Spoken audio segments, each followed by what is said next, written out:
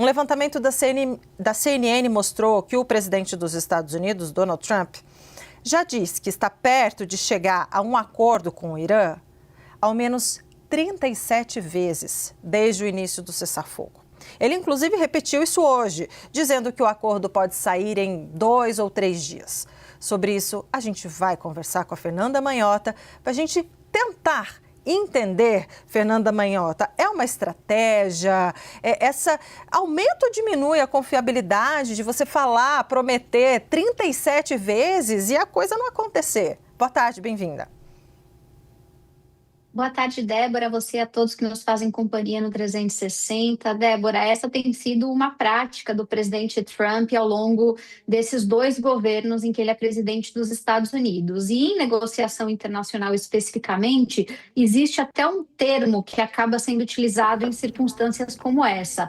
É o gap de credibilidade, né? A gente está falando basicamente de situações em que um determinado líder anuncia repetidamente um resultado que ele considera iminente, mas esse resultado na prática não se concretiza.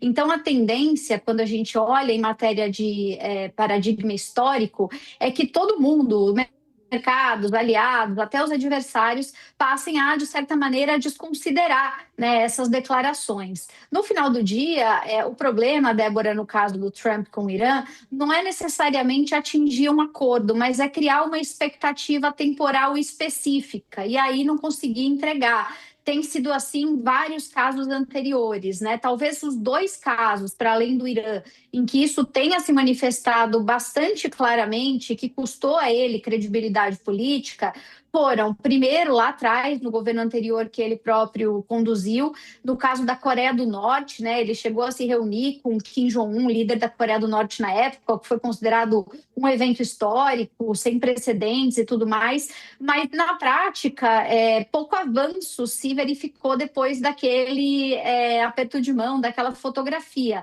Ele prometia, né, vários anúncios, dizia que a relação com os norte-coreanos seria transformadora dali por diante, e isso nunca aconteceu, né? Na prática, para além do efeito simbólico, a relação com os Estados Unidos nunca mudou. E pior, né? A Coreia do Norte continuou a sua narrativa, a sua ofensiva contra o Ocidente. A mesma coisa aconteceu no caso da guerra entre Rússia e Ucrânia, né? Várias vezes o presidente Trump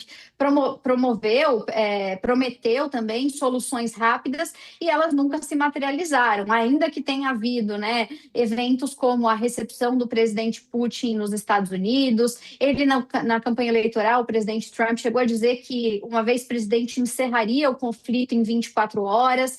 Então, a gente vai percebendo que isso corresponde a uma espécie de padrão, que na leitura de Trump provavelmente tem um quê de estratégico, né? Então, é como se ele estivesse usando um certo otimismo público para conduzir o processo de negociação. É uma instrumentalização, uma ferramenta. Agora, o custo disso, sem dúvida, no curto prazo, é muito alto, porque não há previsibilidade clara, a gente não tem necessariamente garantias de que isso vai acontecer, e o relógio, né, da opinião pública costuma ser um pouco impaciente. É tão verdade isso, Débora, que entre o tempo da gente estar reportando essa notícia que a gente fala agora e os últimos momentos nos Estados Unidos, está lá o presidente Trump dizendo: olha, tivemos um helicóptero americano derrubado por forças iranianas, teremos que revidar. Ou seja, né, ao mesmo tempo em que há promessa de um avanço negocial, a gente sabe que a chama da guerra continua acesa e a escalada nos conflitos pode acontecer, às vezes, a partir de faíscas muito pequenas, Débora.